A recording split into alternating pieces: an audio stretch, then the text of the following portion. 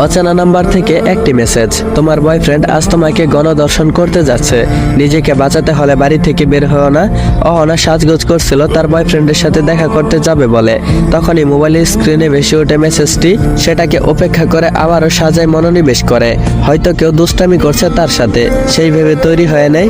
বের হতেই আবারও মোবাইলে মেসেজ আসে, তারা 11 জন, গণধর্ষণ থেকে নিজেকে বাঁচাতে হলে সিদ্ধান্ত বদলাও, না হয় তোমার সম্মান নয় কেবল তুমিও বেঁচে ফিরতে পারবে না।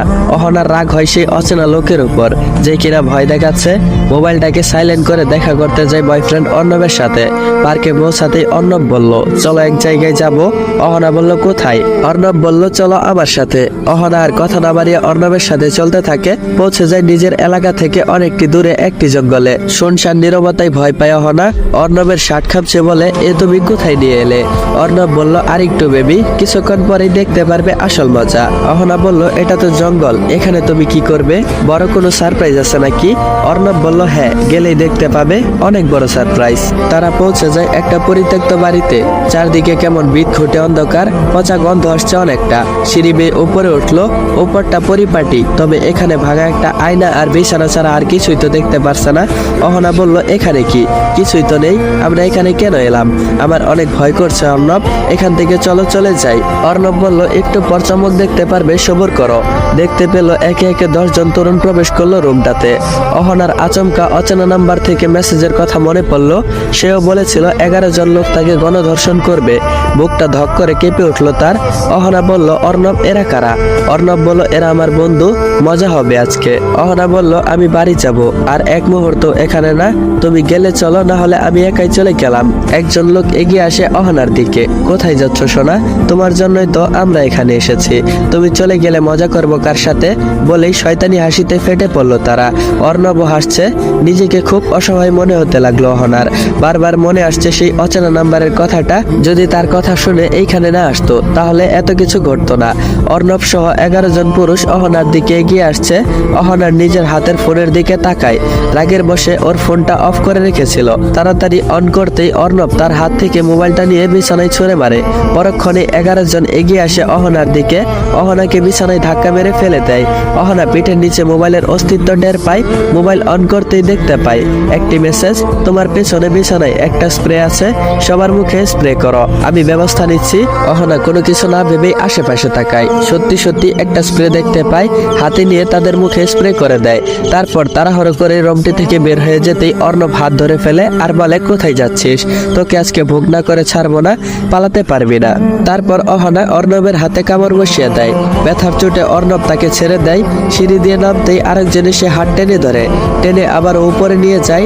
ঠাস করে একটা চর বসিয়ে দেয়। অহনা ছিটকে পড়ে যায় বিছানায়। চিৎকার করেও কোনো লাভ নেই, এই পরিত্যক্ত জায়গায় কেউ আসবে না তার আর্তনাদ শুনতে। পশুগুলো পুনরায় ঝাঁপিয়ে পড়তেই পুলিশ এসে হাজির হয়। পুলিশ দেখে সবাই ভয়ে পালাতে থাকে। অর্ণবের মুখ থেকে তো বেরিয়েই আসে, পুলিশ সবাইকে ধরে নেয়। অহনা বেঁচে যায়। একজন এসআই অহনার কাছে এসে বলল, ভাগ্য করে এমন একজন হাজবেন্ড পেয়েছেন। আজকালকার হাজবেন্ড ওয়াইফের মনের মিল থাকে না কখনো। আপনার স্বামী তো অফিস থেকে আমাদেরকে কল করে বলল তার নাকি আপনার কথা অনেক মনে পড়ছে। কলটাও ধরছেন না, ওনার মনে হচ্ছিল আপনি অনেক বিপদে আছেন। আমাদেরকে বলল আপনাকে যেন তাড়াতাড়ি উদ্ধার করি, কিন্তু উনি আমাদের সাথে আসলো না। বেস্ট অফ লাক, এমন একজন স্বামী পেয়েছেন আপনি। এখন আপনি চলে যান, আপনি নিরাপদ, আমাদের গাড়ি আপনাকে বাড়ি পৌঁছে দিবে। অহনা মাথা নাড়িয়ে সম্মতি জানায়। মনে মনে ভাবছে, কে সেই ব্যক্তি যে নিজেকে অহনার স্বামী বলে পরিচয় দিল, আর কেনই বা তাকে সাহায্য করলো, তাকে চিনলই বা কি করে? অনেক প্রশ্ন মনে হতে থাকলো।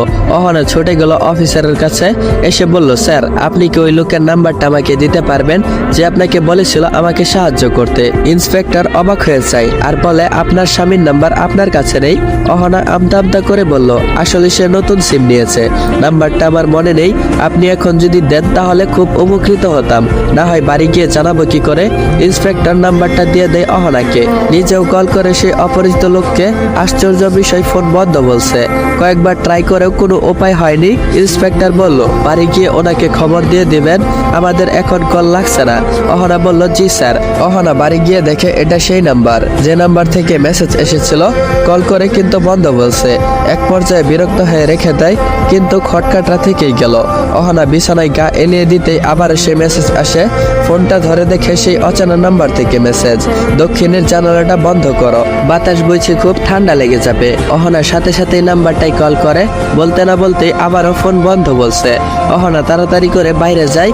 চারদিকে নীরবতা, কোথাও কেউ নেই। তাহলে সেই অপরিচিত লোক কিভাবে জানলো আমার জানালা খোলা? উত্তর ছাড়া হাজার প্রশ্ন ঘুরপাক খাচ্ছে অহনার মাথায়। বিকালে ওয়াশরুমে যাই গোসল করার জন্য। ওয়াশরুমে একটা আয়না ছিল।